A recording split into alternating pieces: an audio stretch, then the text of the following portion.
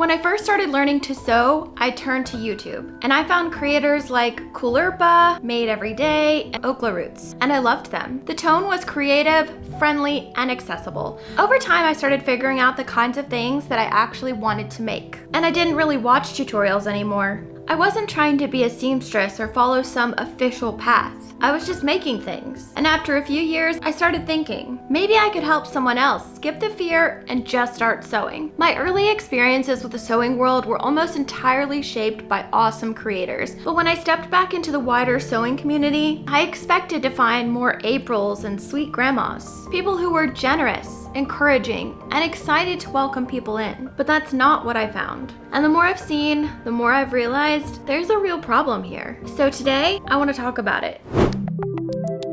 So, one of the main problems I'm seeing is a lot of gatekeeping and elitism in the sewing world. You're wrong if you don't sew like me. My way or the highway. Correcting others with arrogance and condescension, not with the goal of helping. You're only a serious sewer if you meet some obscure criteria. You're definitely not a real sewer if you don't buy your machine from a dealer, use budget tools or a mid-range machine, or shop at Michael's or Walmart. There seems to be a bit of a fixation on what they've defined as serious, and the rest of us aren't worth listening to. I get comments like, "Unfortunately, the products that you are mentioning are of the lowest quality, but of course, we all have to start somewhere."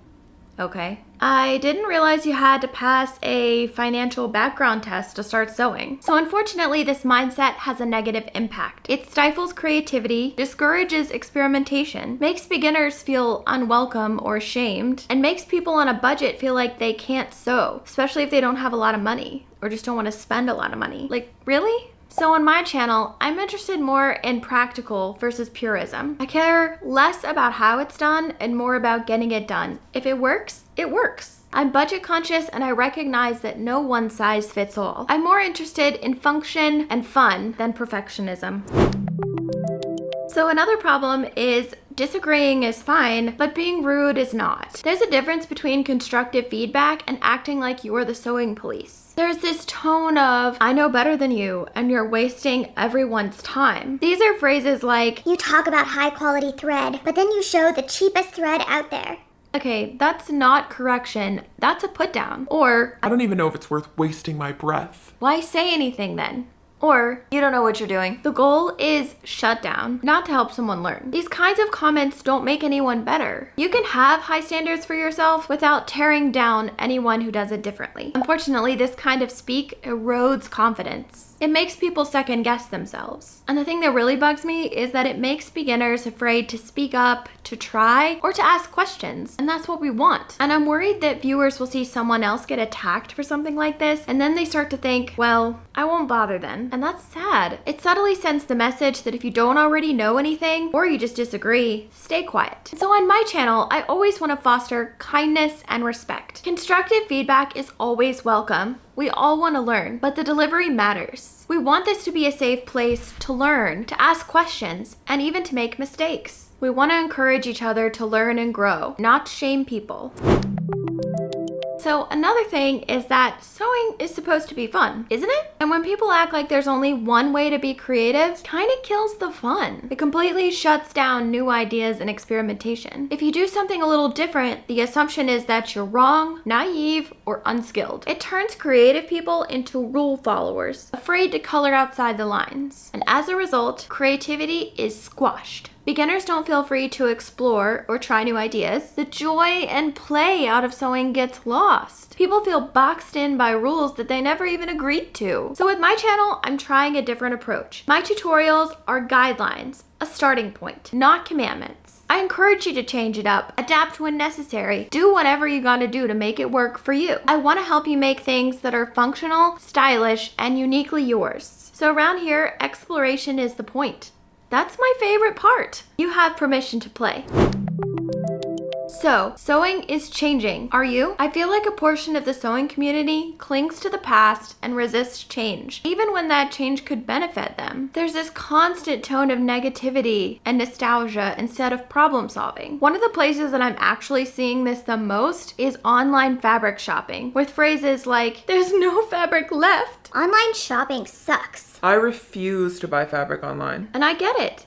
It's not the same. Feel your feelings for sure. You can't just take a day trip to the fabric store with your daughter online. It'll be harder to match fabric to other fabric. You can't just walk over to the thread section and match the thread to the fabric you just picked out. There'll be delays with shipping. It's not going to be the same. Take a moment to grieve that. But things are changing whether you want them to or not. So what can we do about it? Instead of fighting things, how about we focus on adapting well, especially when there are a lot of resources to help you. Besides, the impact of not doing that is that you stay stuck. You miss out on opportunities. For example, with the online fabric shopping, I've seen some of the most beautiful fabrics I've ever laid eyes on some of those online shops. And if you don't even look at them, you're potentially closing yourself off from some gorgeous fabrics, especially since there are several companies that do a lot of work to make sure that you have a very good understanding of what the fabric is, how it looks in different circumstances, how it drapes, and everything to make the process as easy for you as possible. So by not exploring them, you're limiting yourself. Also, this kind of mentality makes the future feel bleak for others, especially beginners. It fosters hopelessness and prevents thriving. And on my channel, I can help you navigate changes like this and adapt with confidence. I'll provide resources that make changes like this a little bit less scary. And back to that example of online fabric, I created a video that's all about places to shop online for fabric. In that video, I've vetted 15 possible locations to buy fabric online, and I cover everything you need to know about the online shopping process, the pros, the cons, the advantages of each location, and everything that you need to help you navigate this transition. So if you happen to be interested in that, I'll link it in the card up here.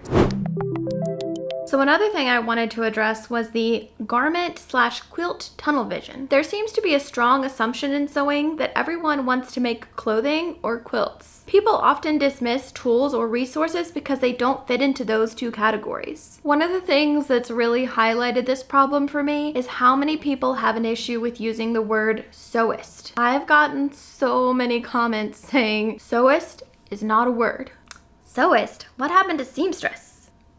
Where did you come up with the word sewist? Seamstress, not sewist. One that sews is not a sewist. They're known as a seamstress. Get it right. Okay. And my personal favorite. You seem like a very nice young lady, but sewist is not a real word. The word you're looking for is seamstress. Check it out in the dictionary. Just a tip, if you're gonna tell someone to check it out in the dictionary, you may want to have done that yourself because sewist is actually a word.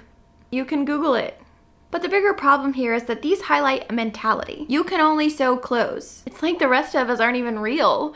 Unfortunately, this mentality does have an impact. You might feel like if you're not a seamstress, you're not a real sewer. It makes crafters, DIYers, and practical makers feel less than or invisible. It also reinforces a rigid idea of what sewing should be. And new, non-garment sewers might feel like they don't belong in the community. That's why my channel creates space for different types of sewing. I'm carving out a space for those that just want to do crafts and sew stylish accessories that are made for real life, or those who just want to learn some general sewing skills. Here, sewing is inclusive, useful, and customizable.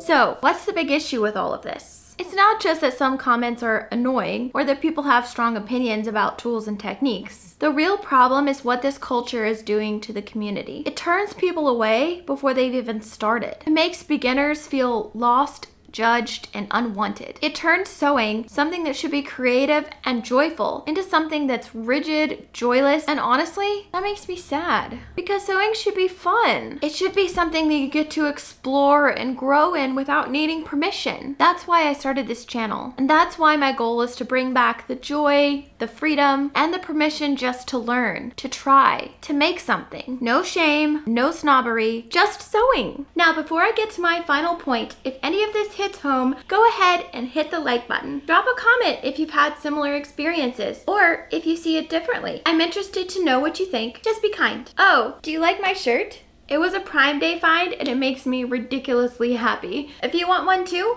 links in the description below. So now's probably a good time to tell you what my channel is all about. I'm not a seamstress, I don't quilt. That's not what I do. This channel is about sewing practical, stylish accessories that are ready for real life and real adventures. I make things that I actually need, things that solve problems, that fit me, that aren't store-bought and don't have to be. And honestly, a lot of the time, this means stuff that I can use outside. I'm a huge outdoors person, so you'll definitely see that come through in the types of projects that I make. You'll get beginner help, tips, and guidance, encouragement when you need it, tools and product recommendations that actually make sewing easier and more efficient, and creativity, always. But it's all through the lens of useful, fun, and real-life projects, especially if you're a fellow adventurer. So if this sounds like you, if you're someone who wants to learn to sew without being policed by a bunch of rigid rules, if you want to create with freedom, grace, and creativity, this space is for you. So subscribe.